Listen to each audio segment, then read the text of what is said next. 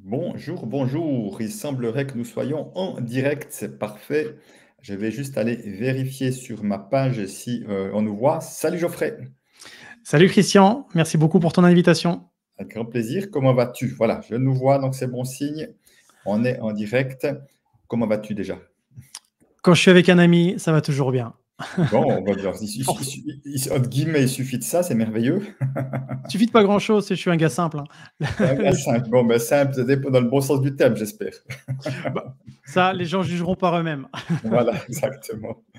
Voilà, j'avais envie effectivement de t'inviter sur ce Facebook Live. Bah, d'une part, pour te faire connaître à ma communauté, parce que c'est vrai qu'on est amis depuis quelques années et voilà, on s'apprécie beaucoup mutuellement.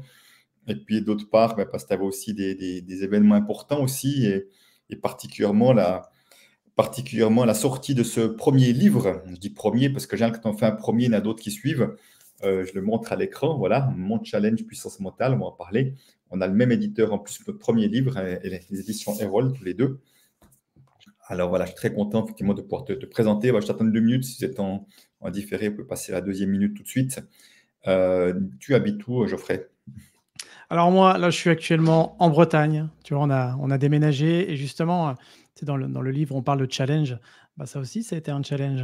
Il y a beaucoup de choses, beaucoup de remises en question et donc, nous, aujourd'hui, on a cette chance avec Betty, hein, que tu connais bien aussi, Oui, de vivre près de l'océan. C'est vraiment très chouette, c'est dynamisant, c'est ressourçant, c'est purifiant. parce qu'avant, tu étais. On est en région parisienne. D'accord, voilà, c'est ça. Donc au bord de l'océan, puis en gros, la Bretagne, c'est comme très grand, c'est aussi grand que la Suisse, hein. T'es plutôt de Oui, quel côté de la Bretagne?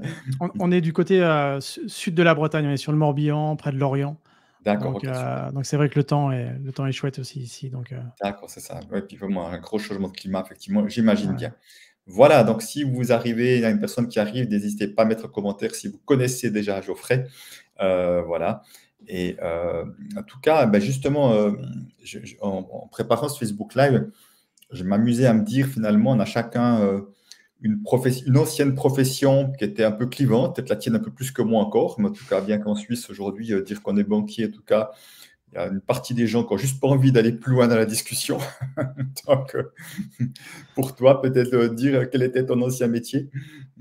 Oui, bah, je pense que c'était pire que banquier, hein. J'étais dans la police, donc quand je dis pire que banquier, c'est évidemment sur le ton de la rigolade parce que, les gens adorent les histoires de police, mais certains ont du mal justement avec le métier de policier parce que c'est un métier qu'on ne connaît pas forcément et c'est surtout c'est très souvent un métier, où on se fait une idée, soit via les médias ou autres. Alors qu'en réalité, c'est ça qui est intéressant. Souvent on me dit: «Mais pourquoi tu as voulu rentrer dans la police, Geoffrey?» Et finalement, pour les mêmes raisons que le fait que j'ai écrit ce livre-là, tu vois? C'est-à-dire, contribuer à un monde meilleur et aussi aider les personnes à, vraiment à grandir, à évoluer, à mieux se connaître aussi. Parce que c'est vrai que quand je suis rentré dans la police, moi, mon objectif, tu sais, Christian, c'était, d'apprendre l'humain avec un grand H. Je me suis dit: «Tiens, comment moi je vais réagir face à des situations qui sont, compliquées, des situations qui sont stressantes, qui sont oppressantes?» Et comment les gens comme ça font pour se mettre dans des situations qui sont parfois aussi très compliquées? Donc autant te dire que j'en ai appris énormément en 15 années de temps, autant sur les gens que sur moi-même, hein. Est-ce qu'il y avait quelque chose en lien avec la notion de justice également pour toi? Ah oui, oui, oui, oui, clairement. C'est-à-dire que vraiment, quand j'étais, je j'ai toujours eu du mal avec, beaucoup moins maintenant parce que j'ai compris que cette notion d'injustice, elle se travaille aussi Mhm. et j'avais du mal à voir les gens, tu sais, un petit peu comme Robin des Bois qui prend aux plus riches pour redonner aux plus pauvres. J'avais du mal à voir, parfois des gens qui étaient, oppressés, opprimés, qui parfois peut-être, étaient victimes de certaines situations et ne pouvaient malheureusement rien faire. Et moi, en étant justement policier, j'avais ce sentiment de les aider. Un petit peu Ouais. comme, ouais, comme on dit: «Aider la veuve et l'orphelin», c'était ça, c'était Mhm. vraiment ça. Ouais. Ouais, je te pose la question, mais j'avais l'intuition de me dire, tiens, est-ce qu'une partie des gens qui viennent avec, en tout cas ton approche, parce que tous les gens qui entrent dans la police ne viennent pas avec la même approche, la même intention, Exactement. mais est-ce que ça pourrait être parfois une sorte de blessure d'injustice qu'on a envie d'aller mettre de la justice dans le monde parce qu'on ne supporte pas l'injustice intérieurement, tu vois? Et voilà. Oui, c'était le cas pour moi, hein, et encore maintenant. C'est-à-dire que, quand je vois une forme d'injustice, quelle qu'elle soit, ça me fait moins réagir qu'avant, et justement, j'essaie de trouver des solutions plutôt que d'être en réaction. Ouais, bah, oui. Mais oui, oui, clairement, c'est vraiment ça. Ouais, parce que je suis beaucoup, confronté, enfin confronté, c'est pas le mot, mais en tout cas, je vois beaucoup de personnes, même dans les métiers d'accompagnement, qui ont cette même blessure, si tu veux aussi. On veut créer une autre société parce qu'on ne supporte pas l'injustice, on y voit de l'injustice et en fait l'injustice, alors je veux dire, elle existe partout, elle existe nulle part. Parce que pour moi, la notion d'injustice, c'est de toute façon une perception, hein. Je veux dire, là où certains voient Mmh. de l'injustice, d'autres ne voient pas, hein. Tu peux prendre un conflit actuellement, certains voient quelque chose d'hyper injuste, puis suivant de quel côté les gens sont, ils voient absolument pas ça injuste. Donc on voit bien que c'est pas une réalité, c'est toujours une perception de ce qu'on a, de la manière dont on voit les choses.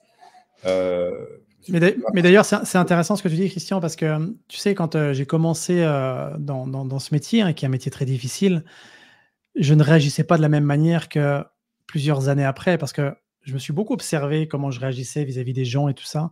Et c'est vrai que quand j'étais face à une injustice, quand j'étais face à une victime hein, qui avait été, violentée, mhm. agressée, j'avais beaucoup de rancœur envers l'auteur. Tu sais, Ouais, j'avais besoin moi-même de faire justice, alors que ouais, c'est ça. c'était pas du tout mon travail, en fait. Moi, j'étais juste Ouais, là pour amener l'auteur et le mettre devant la justice, pour le coup.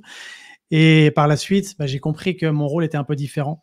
Il était ouais, là aussi pour, rassurer, pour aider la personne qui était victime, et après, ce que devenait l'auteur, ça ne m'appartenait plus, et ça me permettait de prendre de la hauteur par rapport à autant la personne victime que la personne qui était auteur.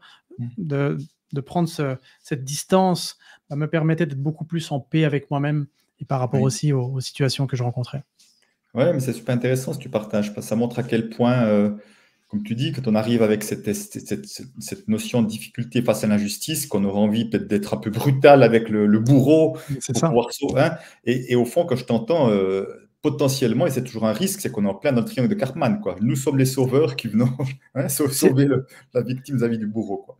Oui, et puis, il y avait même, plusieurs dimensions. C'est-à-dire que je voulais à la fois, sauver, cette personne-là qui était victime malgré elle, très souvent, et je Mm. voulais aussi, sauver l'image de la police qui avait, selon moi, une mauvaise image.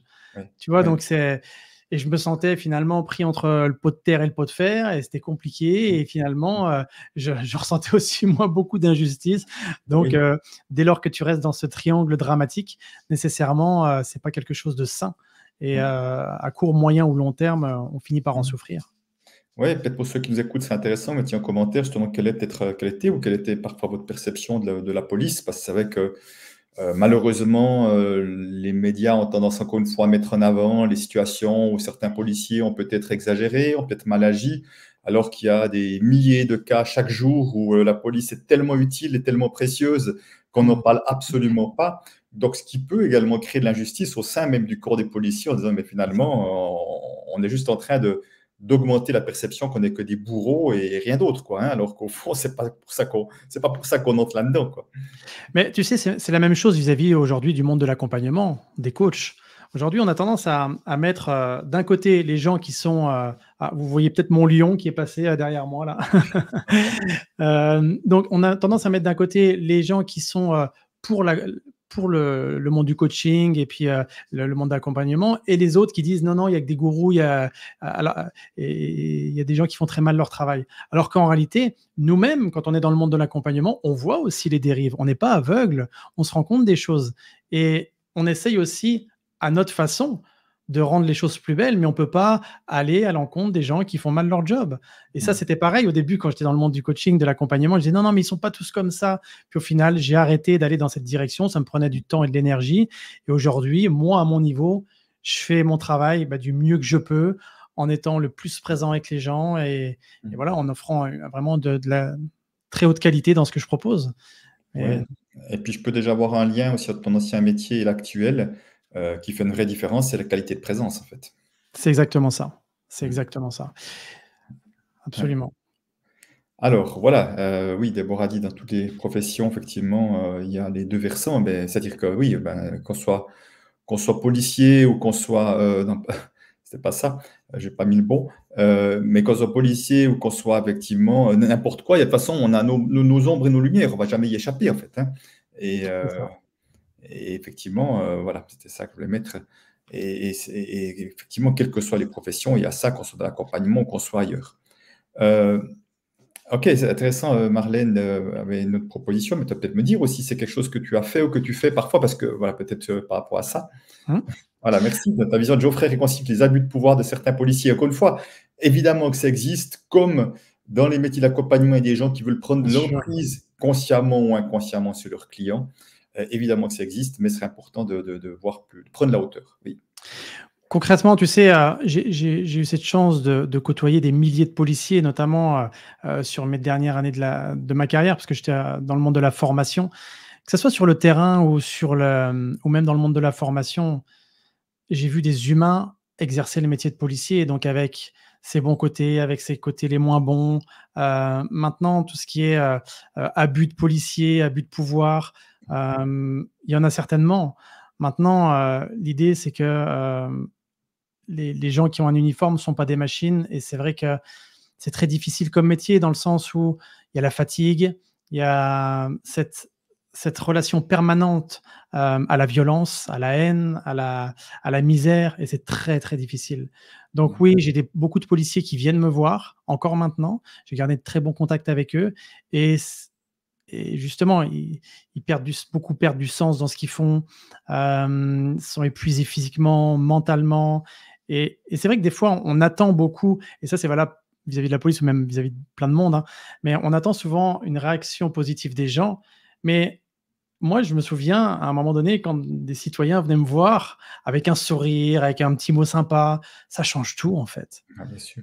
Et c'est vrai que plutôt que d'attendre des fois de la police ou même d'autres, que ça soit même vis-à-vis des professeurs, vis-à-vis des banquiers, vis-à-vis de qui on veut, une réaction positive où on regarde des fois même le moindre travers qu'ils peuvent faire, dire tiens, et si je m'amusais à rendre la vie de ces gens-là plus agréable? Et ça, c'est une démarche qui est personnelle, et moi aujourd'hui, c'est ce que je fais avec tout le monde, et ça change la vie. Donc oui, Marlène, déjà, c'est une très bonne question, je t'en remercie, et effectivement, il y a beaucoup de policiers qui me suivent encore maintenant. Oui, et puis, tu sais, au fond, je vois qu'il y a des professions dans lesquelles on va projeter des choses. C'est-à-dire que je rejoins Chantal, mon épouse, qui était dans l'enseignement spécialisé, des classes à problème, c'était difficile, c'était compliqué, enfin, tu as que des élèves en difficulté.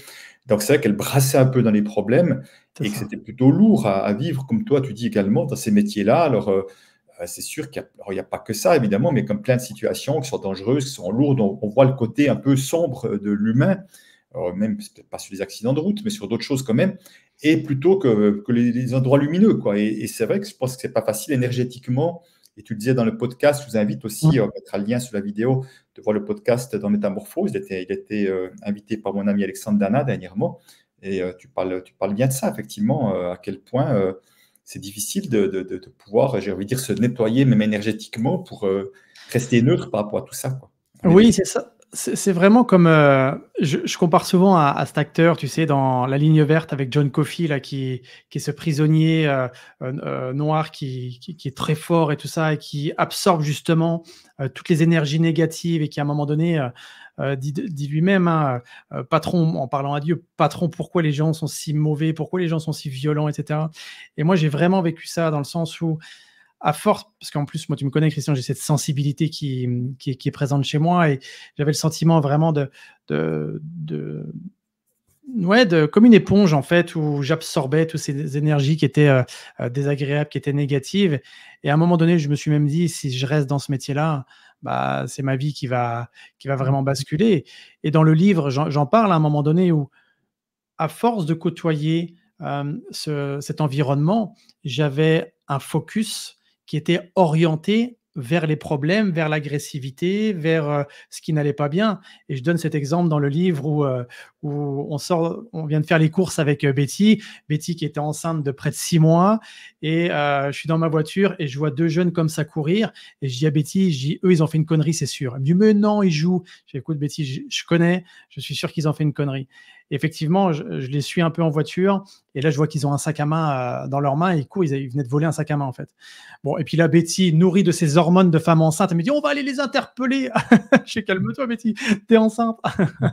Donc, Donc, pour précision, quand même, ma femme fait 1m56. Vous voyez, elle n'a pas non plus un physique de catcheuse. Et en plus enceinte. Mais bon, voilà. Donc, mais tout ça pour dire que, effectivement, bon, pour la petite histoire, j'ai ouvert la fenêtre, je leur ai parlé d'une façon qu'ils comprennent, et ils ont lâché le sac et ils sont repartis. Mais à ce moment-là, j'étais vraiment orienté, je scannais tout ce qui se passait. J'avais vraiment cette, tu sais, cette vigilance permanente, quoi. tout le temps. Mais c'était épuisant aussi. Ah, bien sûr. C'était Oui. tellement épuisant. Ouais. Donc ça avait des bons côtés, comme là, la dame a retrouvé son sac à main rempli de tous ses effets personnels, donc c'était chouette. Mais d'un autre côté, moi, j'étais orienté négatif à 70% du temps. Très, très compliqué. Il y a combien de temps que tu as changé de métier maintenant? Alors, j'ai quitté la police officiellement le 1er mars 2020. D'accord. Et on a été en confinement le 15 mars 2020, donc tu vois, En fait, c'est à cause de toi, quoi, en fait. Parce que tu vois, maintenant, on met tous la faute de Poutine, à mon avis, c'est à cause de Geoffrey, s'il y a eu la pandémie, c'est ça. Oui, c'est exactement ça. Et d'ailleurs, je me suis dit, tiens, c'est un message de l'univers qui est en train de me dire, on va voir Geoffrey, si tu as une vraie puissance mentale, si tu veux vraiment faire les choses qui t'animent profondément. Et là, pour le coup, j'ai été obligé de mettre en place ce que j'écris dans le livre, hein, c'est oser se faire confiance pour dépasser ses limites. Et les limites, en l'occurrence, c'était le confinement. C'était moi, j'étais formateur en plus, formateur et coach en présentiel. Donc, si à ce moment-là, j'avais pas ces capacités d'adaptation, j'aurais dû retourner dans la police. Mais pour moi, c'était impensable. C'était pas dans mes plans, en tout cas. Non, mais j'imagine bien que ça prend un peu de temps pour faire ce changement. On n'a pas envie d'y retourner, quoi, une fois qu'on est mûr. Oui, c'est exactement ça. Et puis, donc l'idée du livre, peut-être on va revenir peut-être sur le livre, parce que aussi c'est l'occasion aussi de faire découvrir le livre. Et à quel moment tu t'es toujours dit je vais écrire un livre, et à un moment donné c'est devenu mûr comme une évidence, ou c'était comment pour toi par rapport à ça? J'ai toujours voulu le partage, pour moi, c'est quelque chose de très important, et j'ai toujours voulu laisser quelque chose comme une sorte d'héritage. Tu sais, quand j'étais enfant, j'avais 8, 9, 10 ans, je mettais mes initiales partout avec la date en me disant tiens, dans 200 ans, ils verront ça, GB, Geoffrey Brochet, 1991, et ils penseront à moi. Ou, tu sais, j'avais toujours besoin de laisser cette trace. Je sais pas, d'ailleurs, il faudrait peut-être que je le fasse analyser, cette histoire-là, parce que ça doit vouloir dire quelque chose. Je vais m'en occuper. Je compte sur toi, mon ami. Et voilà, donc je me suis dit toujours, tiens, j'aimerais laisser une trace comme ça, et surtout une empreinte, et surtout, tiens, parce que en étant policier, j'ai vu des vies basculer du jour au lendemain. Je me suis dit, tiens, si jamais la vie s'arrêtait maintenant, est-ce que j'aurais le sentiment d'avoir transmis les choses que j'avais envie de transmettre à mes enfants, peut-être mes petits-enfants, mes arrière-petits-enfants, etc. Et là est venue l'idée pour moi d'écrire un livre, parce que c'était vraiment pour inscrire la méthode que j'applique moi dans ma vie, aussi cette méthode que j'applique quand j'accompagne des gens, cette méthode que j'enseigne au sein de l'académie. Et c'est un travail qui m'a pris à peu près 4 ans. Donc, c'est un vrai travail de longue haleine, où justement, belle remise en question aussi, et surtout très introspectif. Ouais. Parce que je partage des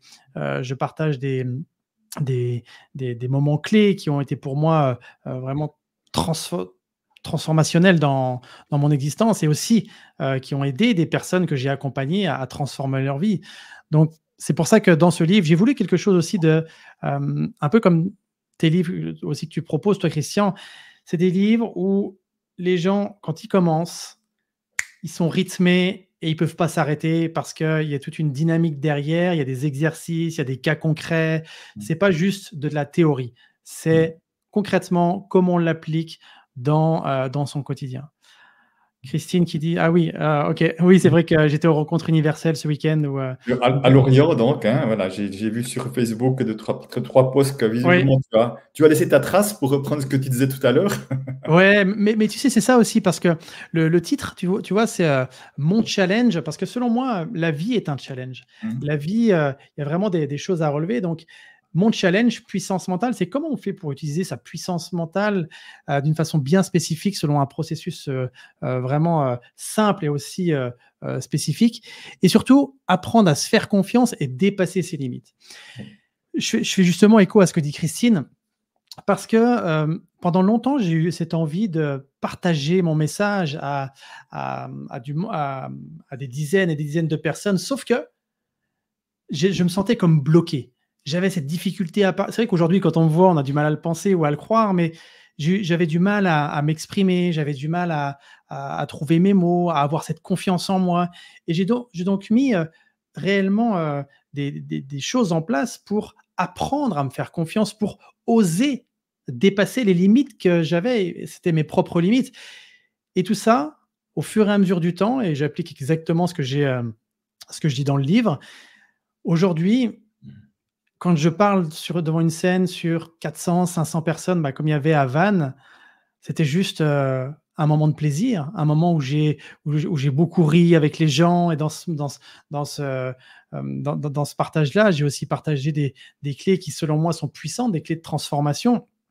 Parce que pour moi, en tout cas, c'est ce qui m'appartient, mais l'humour, la légèreté permettent aussi d'impacter et d'amener des messages qui sont vraiment importants. Oui. Alors justement, c'est vrai avec la question de Déborah, mais on va y revenir parce que c'est vrai que quand on dit ma puissance, mon challenge puissance mentale, Mhm. ben souvent il y a l'idée de dire bon, le mental prend déjà trop de place, alors qu'est-ce qu'on va encore insister dessus? Et peut-être j'aimerais bien que que tu précises un peu peut-être qu'est-ce que tu entends par la puissance mentale. Bah, déjà, dans le début du livre, j'explique que il y a une vraie différence entre la puissance du mental et la puissance mentale. La puissance du mental, on va se focaliser juste sur notre côté conscient, ce que l'on veut, notre ego, notre façon de nous voir, de voir le monde qui nous entoure, la perception qu'on a vis-à-vis des gens, etc. Et la puissance mentale, c'est lorsque notre puissance intérieure, tu sais, ce fort intérieur, ce qui nous anime profondément, cette flamme aussi intérieure, notre moteur en quelque sorte, est connecté à notre mental. Donc, ce qui signifie que lorsque les deux sont connectés, lorsque quelque chose nous anime et qu'on met tout en place pour justement se diriger dans cette direction, on devient inarrêtable. Et plus les gens auront cette déconnexion entre ce qu'ils ressentent à l'intérieur et ce que leur mental leur dit. Exemple, moi je vois des gens qui adoreraient changer de travail. Au fond d'eux, ils ont cette envie de changer de vie, etc. Sauf que leur mental leur dit, c'est pas le moment. T'as aucune raison de faire ça. Et puis, c'est risqué. Et puis, que va dire tes parents, ton voisin, ton collègue, etc. Donc, il y a cette dissonance entre ce que la personne ressent intérieurement et ce que lui dit son mental. Et le pire, Christian, c'est que plus cette dissonance est grande, et plus l'espace est grand entre sa puissance intérieure et son mental, et plus à l'intérieur, il y aura de la souffrance. Il y aura des doutes, des peurs, du stress. Donc l'idée, c'est vraiment d'aider les gens à renouer entre cette puissance intérieure et ce mental pour que finalement, ce mental, comme tu le disais, il ne nous épuise pas. Que ce mental-là, ça soit un allié. Donc, relier ce moteur à ce mental qui est comme le gouvernail. Quand le moteur est reloué à un gouvernail, tu vois, ça permet d'aller dans une bonne direction qui soit bonne pour nous, qui soit bonne pour les gens qui nous entourent, qui soit bonne aussi pour nos projets, nos aspirations, nos ambitions. Donc c'est vraiment très important ça. Oui, absolument. Merci, merci du complément. Alors, 5 minutes par jour, et ça, j'imagine ça signifie qu'un certain nombre d'exercices à mettre en place, et ça signifierait que finalement que les changements peuvent se faire à partir de petites choses qu'on fait de manière régulière. Oui, c'est exactement ça, parce que pour avoir observé de nombreux athlètes de haut niveau, de grands dirigeants, des personnes qui, comme ça, réussissaient à atteindre leurs objectifs, c'est tout simplement parce qu'elles se créent des habitudes dans leur quotidien. Et parfois, on ne s'en rend pas compte, mais on veut mettre en place des habitudes, et ces habitudes, on a tendance à les dévier, on a tendance à les oublier, à peut-être faire les choses différemment. Et au lieu d'aller dans cette direction vers nos rêves, eh bien, on dévie tranquillement de façon complètement insidieuse.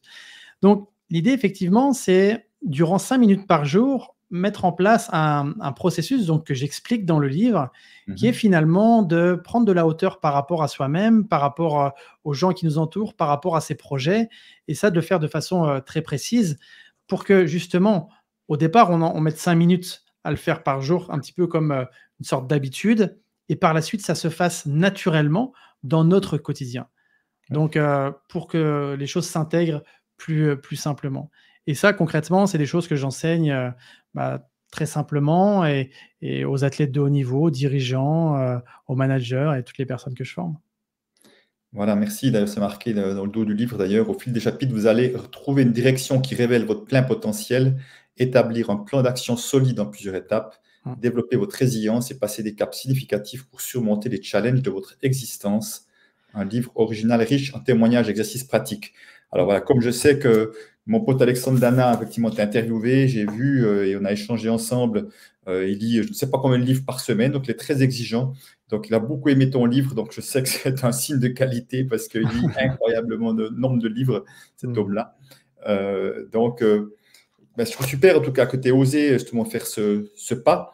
Alexandre disait d'ailleurs, disait de mon expérience, les gens qui ont écrit un livre, c'est comme si ça donnait plus de puissance, de force dans ce qu'ils font. Parce que c'est comme si d'avoir posé ça sur un papier, d'avoir pris ce temps de mûrir, de maturer, ça donnait quelque chose de différent. Enfin, je suis mal placé pour le dire, pour écrire plusieurs livres, mais en tout cas, c'était sa perception à lui, en tous les cas. Il disait, je vois vraiment une différence de mon côté entre ceux qui ont écrit un ou plusieurs livres et les autres qui n'ont pas écrit, qui connaissent bien les choses. Voilà, je ne sais pas si tu as envie de rebondir par rapport à ça. Oui, de toute façon, ce travail d'écriture demande une rigueur aussi de mise en place d'une méthode. C'est Ouais. pas juste j'écris ou je fais une vidéo Facebook, YouTube qui dure 3-4 minutes. Là, il y a un vrai cheminement derrière parce que quand le lecteur va commencer à lire, le but, c'est de le garder un maximum et surtout qu'il se sente concerné, qu'il puisse appliquer directement les clés. Donc pour ça demande quelque chose de solide. Et pour que ça soit solide, finalement, il faut avoir bien étudié son sujet et se l'être approprié et que ce soit en quelque sorte une seconde nature. Et puis, ça met aussi, tu sais, tu le sais autant que moi, Christian, mais une fois que c'est écrit, c'est écrit, c'est écrit. Tu peux plus l'effacer. Une fois que les gens l'ont acheté, ils l'ont chez eux.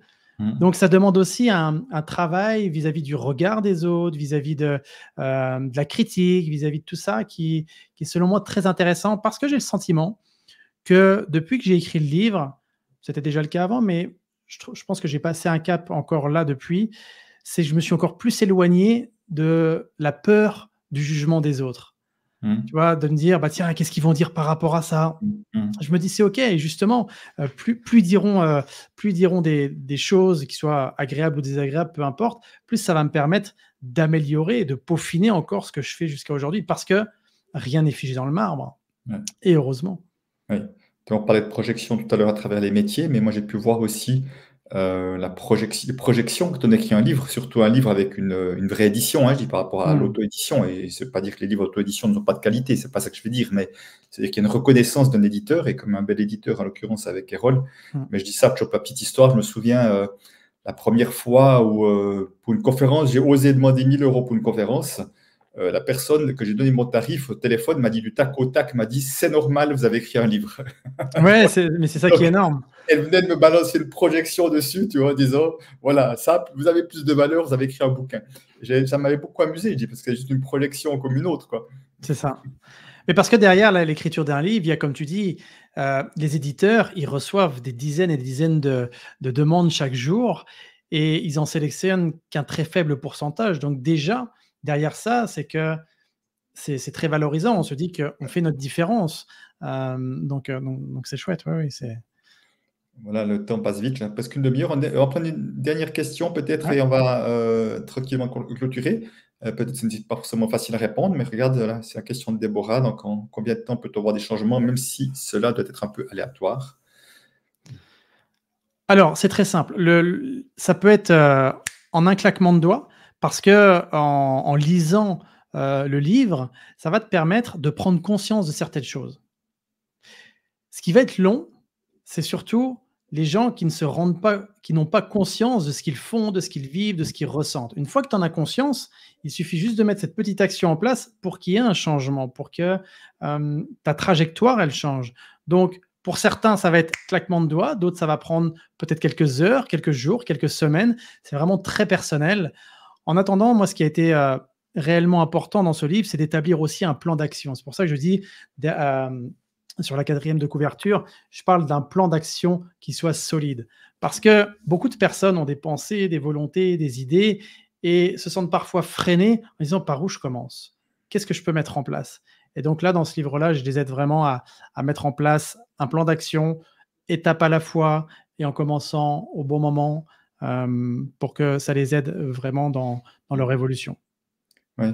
Et une chose que j'ai appris, j'ai lu dernièrement, je viens de terminer le livre de James Clear, je sais pas si tu connais Un rien peut tout changer, qui est vraiment un livre que j'ai trouvé absolument Ouais. marquant, et, euh, et qui disait la chose suivante, il dit une bonne habitude prend du temps pour qu'on voit le changement. Tu peux te mettre à méditer 10 minutes par jour, prendre un exemple, ce que je fais, mais ne peut pas dire que du jour au lendemain, d'un coup, je vais voir ma vie basculer, quoi. Il dit alors qu'une mauvaise habitude amène du plaisir immédiat. Alors, je prends un exemple absolument au hasard, une plaque de chocolat devant nous, Geoffrey. Ah bah, Voilà. Le plaisir est immédiat. Je craque pour le chocolat. Le plaisir est immédiat, même si les conséquences de manger peut-être trop de chocolat se manifesteront plus tard. Alors qu'il y a l'inverse, ces petites habitudes qu'on va mettre en place, le plaisir dans le sens, le résultat visible n'est pas forcément immédiat, mais simplement avec une certaine constance, effectivement, inévitablement, il y a quelque chose qui va se passer. Oui, c'est ça. Et ce qui est intéressant, souvent on me dit, mais quand est-ce qu'on sait que l'habitude est bien intégrée ou pas? Et moi, j'aime cet élément qui fait que quand une habitude est bien intégrée, c'est que lorsque tu ne la fais pas, tu as le sentiment qu'il y a quelque chose de bizarre Mm. quelque chose qui te gêne. Un petit peu comme le fait de se brosser les dents. Mm. On peut ne pas se brosser les dents, mais on va se dire: «Ah oui, c'est vrai que j'ai oublié». On va le savoir, ça va venir à notre esprit. Alors que pour quelqu'un qui n'a pas une habitude bien ancrée, il y pensera même pas. Ouais. Donc, comme pour faire du sport, quand c'est intégré, quand c'est une habitude qui est ancrée, on peut dire: «Bon, je vais pas faire du sport», mais on sent qu'il y a quelque chose quand même de gênant, quelque chose Mm. il nous Mm. manque quelque Mm. chose. Donc là, c'est certainement qu'on a une habitude qui est déjà, bien intégrée. Oui, c'est ça. Juste peut-être pour Christine, puisqu'on parlait de livres, j'ai mon manuscrit qui est là, écrit et prêt, mais pas facile de trouver un éditeur. Pour Mmh. la petite histoire, Christine, j'ai écrit 5 livres, 4 fois édités par un éditeur classique, une fois en auto-édition. Mais avec les éditeurs classiques, j'ai toujours eu des contrats avant d'avoir écrit le livre. Donc très souvent, on croit qu'on doit écrire un livre pour trouver un contrat, pas du tout. C'est peut-être même des fois mieux d'avoir écrit qu'un début de livre, mais pas plus, et d'aller chercher un éditeur. En tout cas, dans ce qui est, je mets entre guillemets, développement personnel ou croissance intérieure. Si c'est un roman, c'est différent. Mais simplement pour dire que très souvent, on croit qu'on doit avoir tout écrit et tout. Non, parce que l'éditeur veut avoir son mot à dire, veut peut-être donner des conseils, va peut-être nous donner une direction, va nous aider peut-être. Donc, ce n'est pas nécessaire. Et puis, je connais des personnes qui ont eu beaucoup de succès en auto-édition aussi, ou en édition mixte, ça existe également. Et parfois, je connais des personnes qui ont commencé une auto-édition et après coup, qui ont été éditées Mmh. parce que leur livre a un certain succès. Donc, ça peut être parfois un premier passage aussi. Pourquoi pas? Enfin, je ne sais C'est pas ça. si tu as une expérience à partager par rapport à ça. Bah, et d'ailleurs, moi, j'ai connu des personnes qui étaient parties sur de l'auto-édition et vu qu'ils ont réussi à vendre, qu'ils avaient des bons retours, ça a aidé les maisons d'édition à se faire un avis sur, la qualité de l'ouvrage et du coup, ça leur a permis de contractualiser avec un éditeur. Maintenant, oui, une maison d'édition, ça met plus en valeur dans le sens où ça peut donner accès à certains médias, mais c'est pas peine perdue de se dire: «Tiens, si je fais de l'auto-édition», parce que dans tous les cas, on pourra toujours revenir sur une maison d'édition, bien sûr. Ouais, absolument. Geoffrey, où c'est qu'on peut te trouver? Autrement, si on veut chercher un peu ce que tu fais, tes activités. Ouais, et bien sur, www.mapuissancementale.com, sur les réseaux sociaux, que ça soit sur Facebook, Instagram, YouTube, c'est Puissance Mentale, vous me trouverez nécessairement. Pour, se procurer le livre, eh bien sur Amazon, chez votre libraire. Déjà chez votre libraire en priorité et après si vous ne pouvez pas pour, X ou Y raison, n'hésitez pas à aller comment dire? Sur les réseaux. Je viendrai écrire d'ailleurs, en dessous, je mettrai le lien du livre. Mais voilà, et si vous avez des questions, n'hésitez pas aussi à me contacter Voilà, donc mon challenge puissance mentale aux éditions Erol, Geoffrey Brochet, ça va se trouver sans problème. Attends mon Christian, je vais faire une petite photo.